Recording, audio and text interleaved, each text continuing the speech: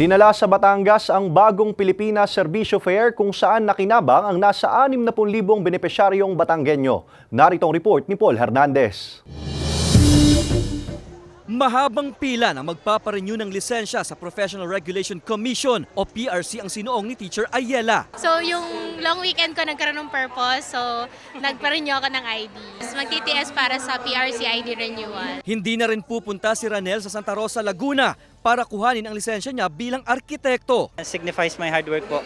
Ever since na nag-aral po ako ng architecture. Dalawa silang sinamantala ang bagong Pilipinas Serbisyo Fair o BPSF sa Lipas City ng gobyerno para sa programa at ayuda sa 60,000 benepisyaryo sa Batangas na may mahigit 560 million pesos na laang pondo. Higit 20 na probinsya ay binahanan natin lahat ng rehiyon sa buong Pilipinas.